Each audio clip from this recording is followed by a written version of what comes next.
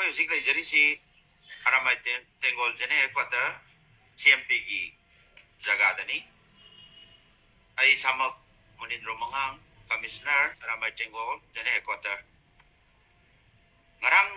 January tang 2025 nungin waramda yamna thoning da ba laibak thiba thawdo ma thokpagi paw ma phangi hari ba thawdok si akoina khudakta swift action moina arabai tengol jene headquarter gi CMP gi team sina yengchan jabada arabai tengol yoromba adu arabai tengol yawdaba miyoi khujok khra gi geng amana asagi vested interest ta tabak torambagi mami khara ui khudakta masigi pose makhata na yengjan jabada leiriba unit 2 Andro gi amasung yaripoki part khara sigi commander sida pau pirambagi langlan ji leite tabak tormi miyoi singchina aduga loinana sigumba tabak si torambagi damakta akoina makhata na yengjan bada jene headquarter da su masiga mari lena ba pau pirambagi adu balanglang na jinam ta leite sigi pau si khudak ta koina leibini ba china koi kwai panamok china ship action tawrakan duda maduda chena bane haiba mioi taruk akoina phagasai aduga loinana ain gyoi ba makhata ba cheraki investigation gi manung channa police station da koi chinajaki masigi makhata ba follow action moina hena asumba langlang jin putokuna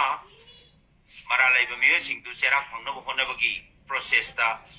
arambai tengol jene headquarter na haiba unit 2 Andro branch se suspend thamjare hosik aduda leramba miyo singdu akoi jene headquarter da arambai tengol gi jene headquarter da kokhatuna makhata na akoi internal investigation ama chathajari akoi arambai tengol law boi kai khumna jai police ta corporate makhata na tawgani aduga kanagumba chenaba makhata na leramaga su hairiba koi gi CMP arambai tengol jene quarter gi investigate tawraga leiriba process gi manungda miyo singji mara lerame ana leiragadi makhata na koi gi miyo singdu police ta sinaduna corporate tawjagani aduga ain gi charak phangna honabda koina mateng pangjagani